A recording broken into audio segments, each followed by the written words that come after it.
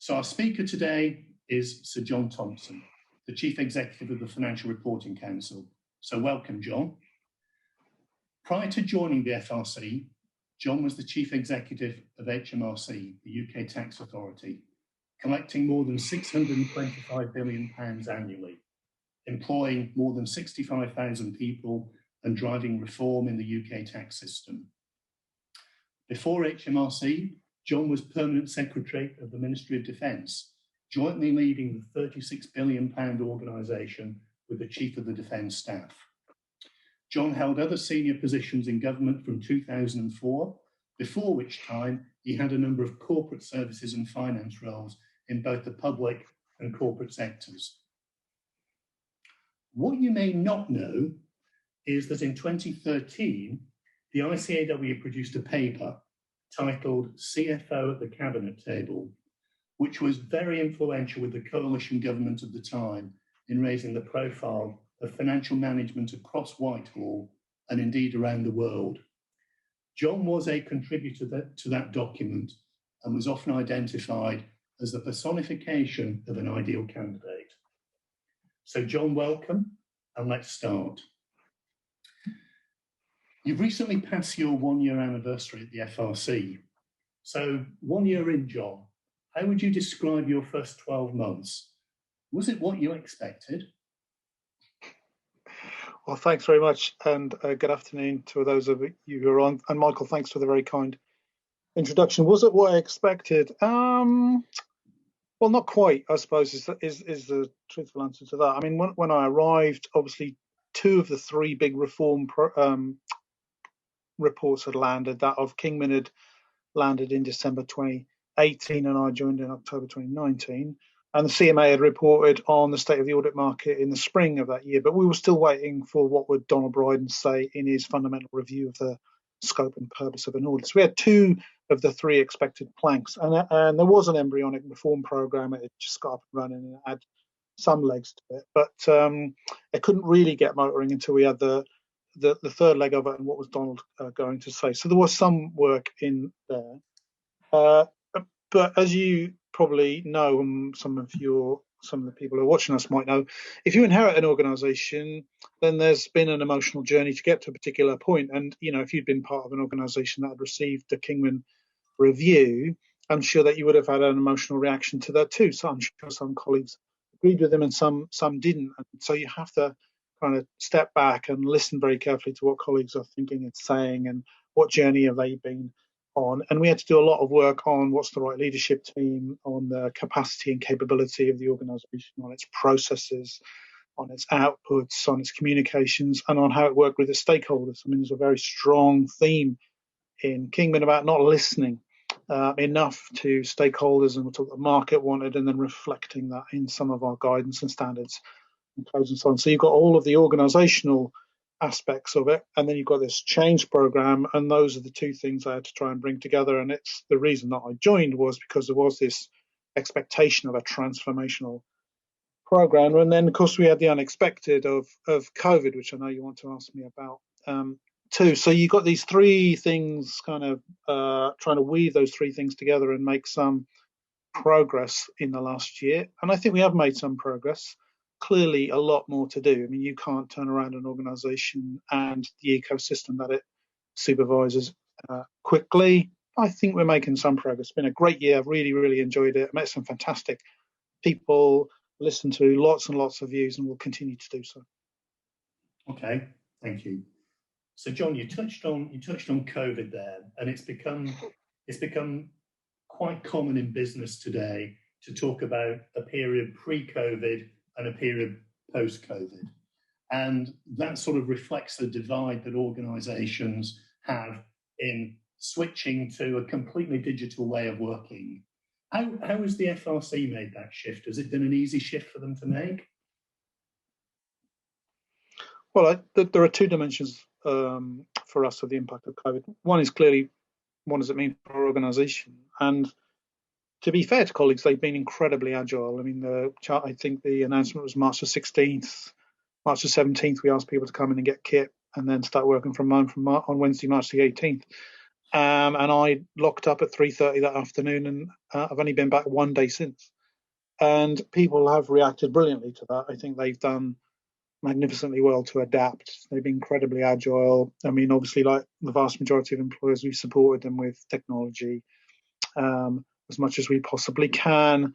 And then I've been very, very clear that people are incredibly important. They are my number one concern, and they should do what they can do when they can do it, as much as they can do. And that, I think, has gone down really well. So I think what we've seen is an organisation which is incredibly agile and moved itself forward. And we've expanded quite significantly in lockdown in accordance with our plan. We said we would increase the number of people by 100 in the course of the current year, from 230 to around 330, and we're up by 48 because there is this expectation of us doing more in more areas, and that's been part of it. So the organisation, I think, has responded magnificently well. And colleagues have been doing really, really great work in difficult situations, as I'm sure many, many others have too. The second dimension, though, is the really important one, which is what have we tried to do as a regulator? Have we been agile enough to listen to what's happening in the market, to work with other regulators, and then react in a really timely manner? And I think particularly early in the crisis, we did some fantastic work with the FCA, the PRA, and the bank at changing the rules of the game, giving more flexibility to companies on reporting and on transparency and on AGMs and so on and so forth, and change the rules by listening really carefully and then acting in partnership at speed. And I think if we can keep that as a regulator, I think that will be a really tremendous outcome for us at the end of COVID, whatever the end looks like, to be the kind of agile, flexible, listening regulator that Kingman always envisaged in his report. And I know, John, in conversations I have with our members and firms, that dialogue between the FRC and other regulators, where they look at a particular issue and come up with a solution, has been very welcome. So I mean, it's absolutely one of those things that people would like to see continue when the pandemic finally ends. So just to talk then about the governance and audit reform agenda. I mean, clearly when you came to the FRC, that was very much at its height. Throughout 2018 and 2019, there was a real urgency to keeping going with that agenda. I mean, has that changed today? I mean, clearly people have got pandemic priorities, but how do you see it from where you sit? So I don't think the drivers for change have fundamentally changed at all, and it's worth reminding everyone about what they are. So you've got the three external reviews. You've got Kingman with 83 recommendations, largely about the FRC, but not exclusively, because he did have some bold recommendations, particularly, for example, like the introduction of a Sarbanes-Oxley-like system for the UK, very much looking at companies to improve their standards. And then you had the CMA had 5 recommendations, 1 for companies, 2 for audit firms, and 2 for us. So a broadly even spread mostly actually about resilience of the audit market and how we keep resilience in the audit market and make it more competitive over time. And then Donald had 67 recommendations. But if you look at Donald's recommendations, they're broadly evenly split. 23, I think, for the government or for ARGA, prospective ARGA, 19 for auditors, and 22 for directors and companies. So really quite an even spread across the system. And I think one of the things about audit reform is it shouldn't really be called audit reform. I mean, it's because actually there are 4 main players in audit. We need more engaged investors. We need higher standards in all companies. We need the standards of all companies to be the standards of the best on things like corporate governance and risk management, internal control, internal audit, financial management, financial accounting, and so on. You need auditors to step up on their role, on their responsibilities, on their behaviours, training, qualifications, and then you need a better regulator. And you need all 4 parts to be moving forward. And the 3 reviews, I think, fair and squarely put that on the table. The second big driver remains audit quality. So audit quality is still not quite there. I mean, from the ICAEW's own QAD reviews, which was published fairly recently, and our annual reviews that were published in July, we know that audit quality is still not consistently at the level that we want it. There are 1 or 2 countries in the world that are getting fairly close to, very high 90s for one or two firms here and there. We need to have a look at how does that system work, but we still need audit quality to be consistently higher. And there's a slight challenge here in that we published in July 2020, but that was for reviews of audits of 18-19. So there's an inbuilt time lag between the great work that firms are doing and the actual results we're seeing. But the driver to raise audit quality consistently across all auditors, I think, is still there. And then thirdly, I think there still remains a good deal of interest in this from parliamentarians, if we're completely frank about it. The select committee is not going away. They have another open review at the minute. I'd be interested to see what they conclude in due course. And I know from the amount of interest from members of the House of Lords that there remains a significant body of interest there too.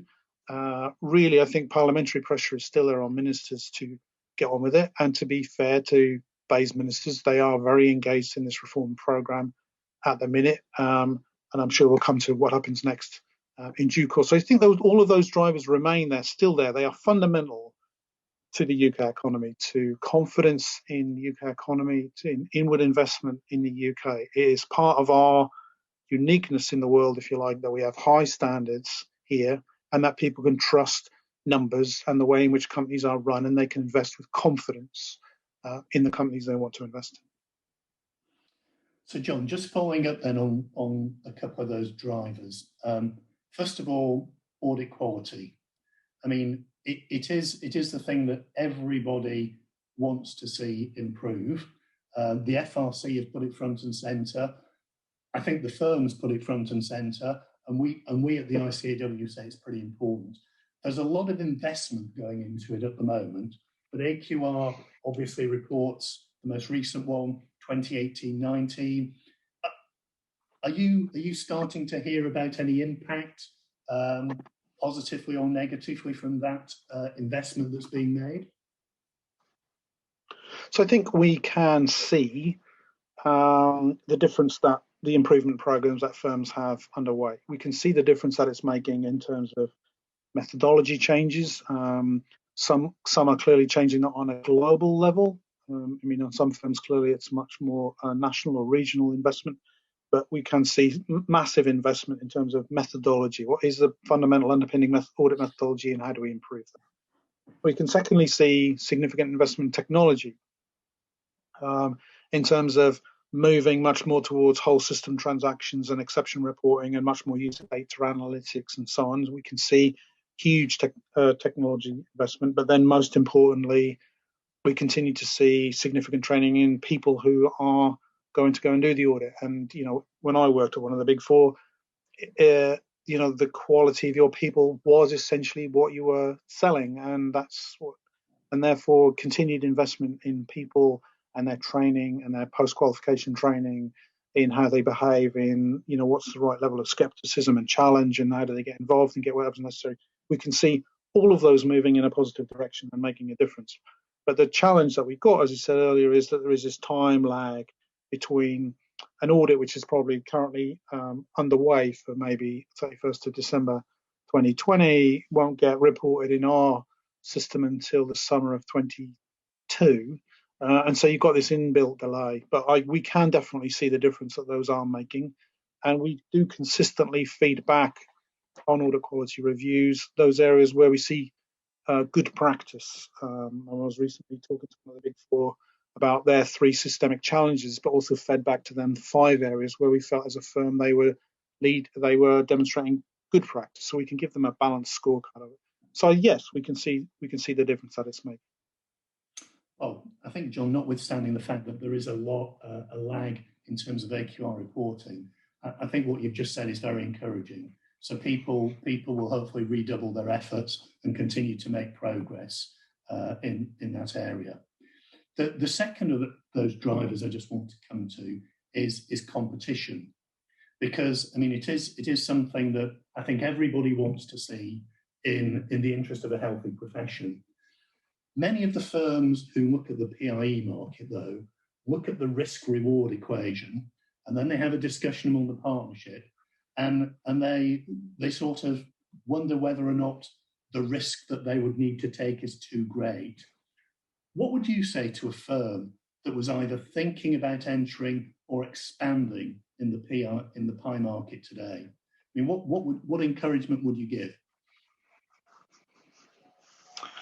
Well, I mean, I think there'll be plenty of opportunity really on two fronts, although I do recognise absolutely the challenge that you're rightly putting on the table, which is there is a barrier to entry into this market. So I think there are two ways forward in which there's plenty of opportunity. First opportunity really is what exactly is a public interest entity. For those who are not familiar with this, those are the entities in which there is a regulatory oversight. Now, Kingman questioned whether the definition had been drawn broadly enough, and in a prospective consultation document that the government will bring out in response to Kingman, we should expect to see the definition of a public interest entity expand. The pressure in particular about there being, as it were, a regulatory cliff edge between publicly listed businesses and private businesses could be levelled up by bringing private businesses within the regulatory scope. And that was recommended and has been part of the discussions that we've been having with stakeholders this year. So I think we should expect in due course to see the government consult on whether bringing large private businesses into scope which would expand the market quite significantly. Not quite double, but a fair expansion. And there are other potential options to expanding what is a public interest entity. The other area we have been exploring fairly heavily for the last year or so is in response to the CMA's recommendation on joint audit. Now, our board is not in favour of joint audit, but is in favour of something else called managed shared audit, in which there remains a primary auditor who signs the accounts, but in which, in a group structure, subsidiaries are audited by other firms and then integrated together by the firm which does the consolidation and signs the accounts. And in that way, we could see a spread of some of those subsidiary companies across the market. And now the reason that we're attracted to this is because the consistent message that we get from audit committee chairs is that the reason why they choose an auditor is the experience and expertise of the lead partner.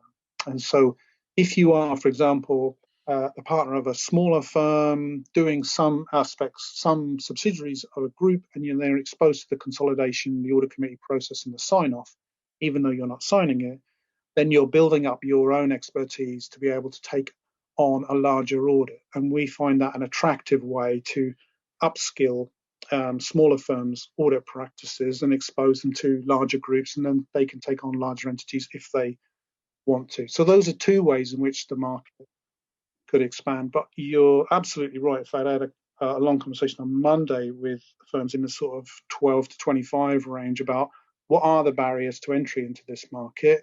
And we're very interested in listening carefully to what are those barriers and could we lower them any further so that entering this market would be an option for more colleagues. Again, I think that's a very encouraging message for those firms who may be on the cusp of either doing more or thinking about entering for the first time.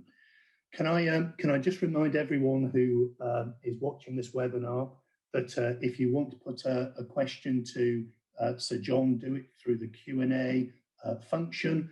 If you like a question that's already up there, you can upvote it by, I think, giving it the thumbs up. So, Jon, moving on, you can't get away without a Brexit question.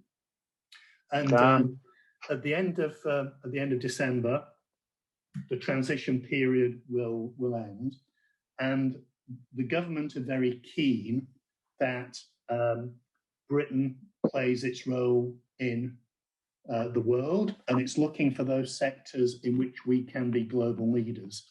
And professional and business services, inside which accountancy sits, is one of the sectors that's been identified. And there is actually a sector strategy waiting to go at the moment when the government deems it's right. So just in terms of that government aspiration, from the FRC perspective, soon to be ARGA, I mean, what is your vision for accountancy? And are we going to be a world leader and respected as such in the years ahead? Well, I think we already are a world leader. I mean, lots of countries look towards the UK and what it's doing. And, you know, as the regulator of the accounting profession, I can say that, you know, the vast majority of accountants are doing great work. It's already a great export for this country. And people look here to say, well, what are you doing? How are you expanding? What are you thinking in terms of standards and so on? And, you know, can we copy that? And if my inbound requests to talk is anything to go by, people are very, very interested in the broader reform agenda and us going even further. I mean, the Corporate Governance Code, as you and others will know, is regarded as the world leader. We believe the Stewardship Code is following very closely behind that in terms of the encouragement for investors to get much more engaged in corporate life. I do absolutely think that accountants do a great job across our economy, and it's a great export. And I don't see any reason to change any of that, particularly if it's to continue in that vein, which I'm sure it will. So, related to that question about the kind of profession we want to be, the FRC put out a press release earlier this week about diversity and encouraging as wide a range of people as possible to join and then progress within the profession. Can I ask you a very specific question there, though? How do we retain the best people in audit? Because there is no problem within the firms attracting people to join one of our firms. I mean, people very much want their brand names on their CVs. But how do we persuade them that audit is a great place to make their career and not just sort of qualify and disappear? Well, that I know is a challenge for firms and has been for a long time. Look, what I would say is being an accountant, you know, training to be an accountant and then post qualification, it is a great opportunity. It's a fantastic qualification. It's very portable across our own economy and internationally. I mean, you know, the ICAEW's qualification has world recognition, so we should absolutely recognise that. The great thing about audit, I found, was that you're seeing a range of different organisations try to wrestle with the same challenge and problem in a slightly different way. And I used to find that fantastically interesting. I go from one entity that I audited to another and think, well, hang on a minute, you're dealing with almost exactly the same challenges. How do you learn from one another? You certainly learn an awful lot. I mean, in the course of my time at EY, I think I did around 50 audits for a smaller number of organizations, but, you know, constantly learning, stretching yourself.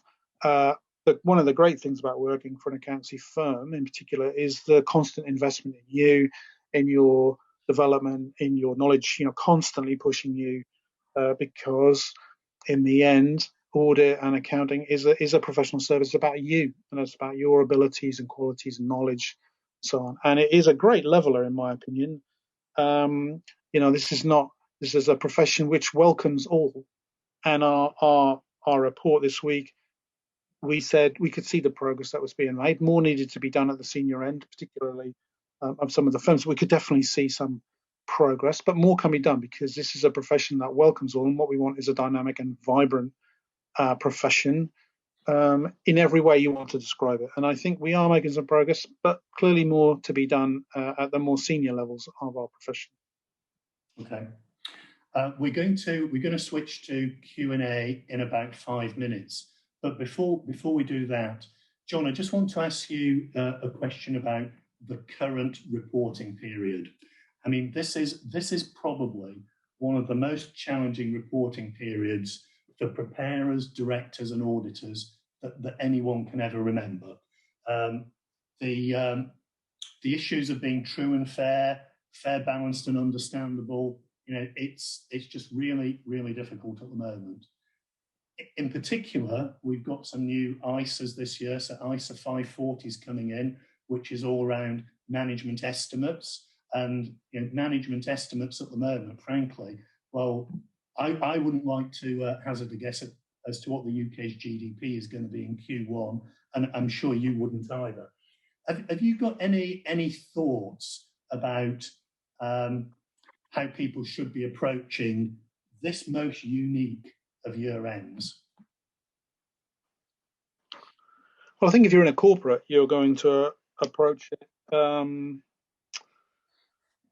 sort of fairly similarly than you would have done in the past. I mean, there's more uncertainty clearly in some elements of our economy, although not necessarily all. I mean, we should recognise that not all of the economy has necessarily shrunk or suffered. And indeed, we've seen in some results some expansion and so on. But you have to approach it in exactly the same way. We do know there's more uncertainty in that, particularly in relation to anything you've got to make an estimate of. And then what that leads to ultimately is the question about going concern. I do think that we learn an awful lot about what happens from March into the summer. We responded quickly, we listened carefully, we responded quickly. And we know that has led to some tensions on occasions between companies and their auditors, particularly because auditors are rightly, in my opinion, just to back them up,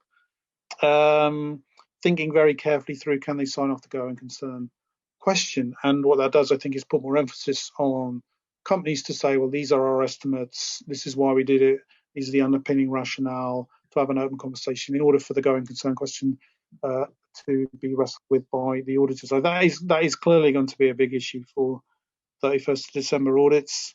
It was for 31st of March audits.